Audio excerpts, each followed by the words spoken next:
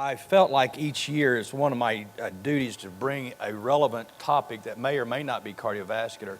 Last year I talked to you about the Gutenberg moment that has occurred in digital biology that is about to explode. And I looked, there are several other things that interest me a great deal. And one of them is made the front page of Time magazine, and it's CRISPR technology. I don't know if anybody knows what CRISPR technology is. CRISPR technology is absolutely new, and it's an easy way to gene splice. And you can gene splice by, and this has happened already in mammals, in which they can easily transfer genes, in which you can make a muscular beagle now from transferring a boxer's muscle phenotypes into a beagle. Now the beagle is, and it's alleged now that the Chinese have already done this in human beings. It only came out in 2014 and is about to revolutionize how we do everything, including how we take care of mosquitoes, because we're just going to insert a gene that won't let them breed. And then I was also going to thinking about talking about this DNA revolution, which is a part of CRISPR technology. But I decided actually that I wanted something that's much more relevant, less cardiovascular, maybe not, but the microbiome. So who knows what the microbiome is? Just put your hands up. That's about what I knew about it about a year ago. Nothing. So if I could have my slides. You're not human, all right? You're partially human, but you are mainly non-human. You are mainly predominantly made up of cells that assist you, that are bacteria or are eukaryotic cells. And so the number of human cells is about 10 trillion inside your body. The number of microbiomes is about 100 trillion. So there are 10 times more cells in your body, on your body, and all through your body that are not have human DNA. And when we think about germs, most of them we think about are bad. MRSA, MRSA, HIV, influenza, anthrax. But these cells we now know, and we only know this now because it's not about culturing these cells, it's because we now understand their DNA and we can identify their DNA. We now understand that these bacteria protect us from bad bacteria. We know that they get nutrients and they even make vitamins for us.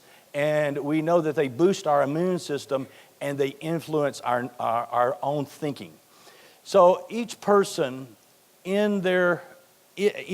has roughly a 1 gallon jug full of bacteria that live either in you or on you. And there are 5 different areas of the biome that are looked at: the mouth, the intestines, the skin, the eyes, ears, and the vagina. All of those are infected with bacteria.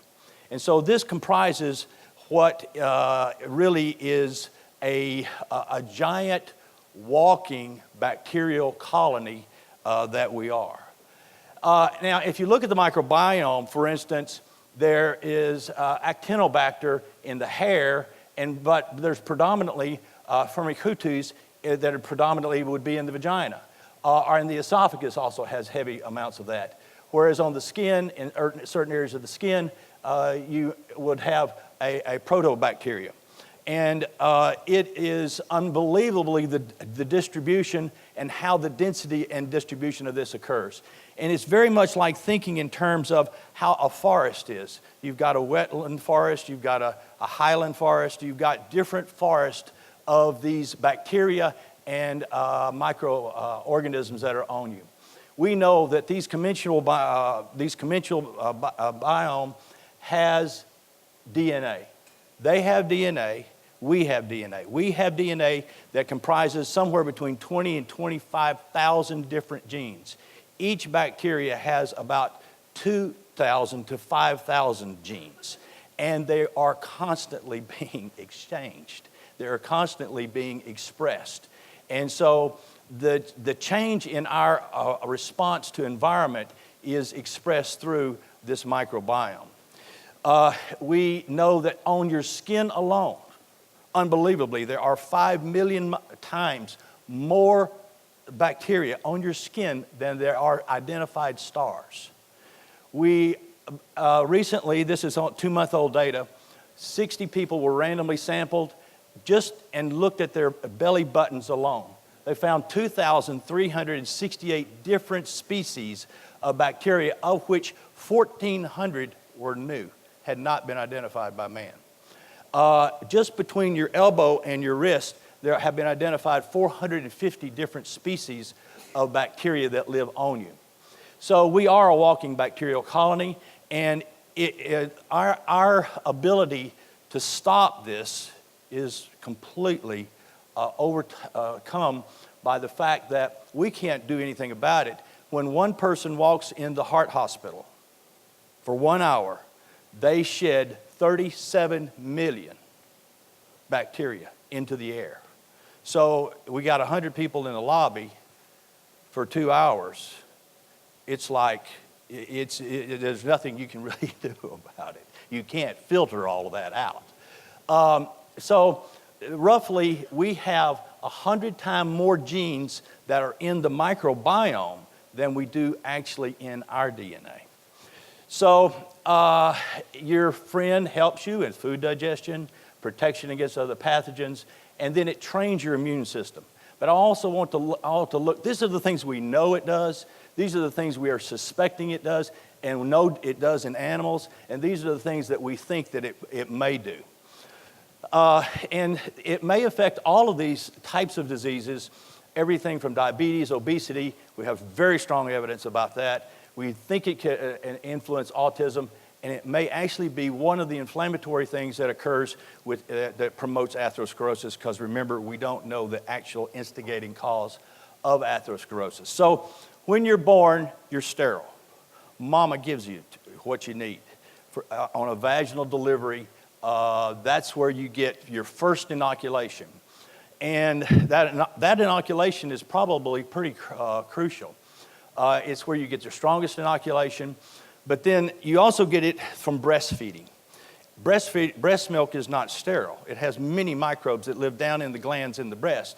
And so these bacteria are then transmitted into the infant along with, guess what, food for the bacteria. The human breast milk actually has food that we can't absorb, only the bacteria can use for its food source. So I'll keep moving here. And what we've now found, of course, is that U.S. babies have tremendously less diversity than the dirt-eating babies of Africa or the babies in other countries around the world.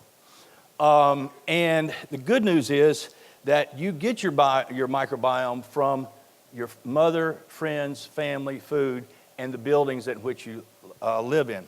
But again, those that are in the intestine are for the most part anaerobes, and you just can't get anaerobes into the body very easily to change it because of the acid that's in the gut and the fact that it's exposed to oxygen, and anaerobes don't like oxygen. They tend to die. The Human Microbiome Project was started 5 years ago by National Institute of Health. They've been sampling patients. This is just one little cartoon of the areas that they're sampling in patients. And this is a cartoon showing that basically in the small intestine, your cells are here. There's a thin layer of mucus that partially may wall off some of the bacteria, and then there's IgA in here. There's antibodies that may in fact keep it from the microbiome from getting in there. But then what you also know that the diversity of the microbiome from the proximal to the distal colon is dramatically different. There are many more here because the nutrients are here than there are over here, but these are all, many of these are anaerobes that are over here as well. And we also know that it influences both the immune system, and we know that it affects the nervous system as well. And in this cartoon, what we're seeing is that what we know is that the microbiome makes beta-hydroxybutyrate, which is ketones, and that nutrition for the colonic cells, 70% of the energy source is from these short-chain fatty acids or ketones that occur in a ketotic state, which you'll hear much more about this afternoon. I'm going to skip here. You can go find out what's in your take a little poop, and you can, or wherever you want to, and you can find out what it looks like. Here are the imbalances. There's strong links now of the microbiome changes and imbalances into colon cancer and colitis. There is powerful evidence in animals about diabetes type 2 and obesity, and it clearly affects the behavior of animals.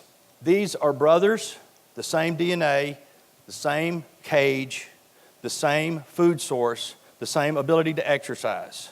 One got a microbiome a transplant from a fat person and got fat. We can do the opposite. We can take the normal size and give them a thin person's microbiome, and the animal becomes thin. Now on behavior, this is fascinating work, and this is all in animals again, in which lactobacillus may well affect depression. This is a multiple sclerosis mouse in which the Bacteroides fragilis will basically blunt the effect of the onset of the multiple sclerosis. And if you give the antibody to this, then the effect goes away. It becomes a normal effect. And here we see what are called autistic mice. And this is the number of calls that the mice will do. And this is Bacteroides fragilis again, and you see the dramatic decrease in the number of transmissions that the autistic mice actually get when they have been treated with the Bacteroides. So microbes are pretty easy for us to manipulate and actually eliminate, and we have clearly caused what is called dysbiosis in American modern society because of this urbanization. It probably is dramatically influenced by the pesticides that we're using and the herbicides that we're using as well. But clearly antibiotics cause it as well. These are the number of illnesses that we know occur because of the microbiome is affected, because of antibiotic misuse. It's a pretty striking list. How can we treat them? Well, this would be great. This would be great. It doesn't always work, but it is one therapy.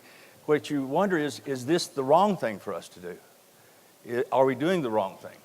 So this brings up the next therapy, which is a fecal transfer. Fecal transfers are already occurring and have already been proven to be effective in resistant Clostridia difficile and recurrent infections.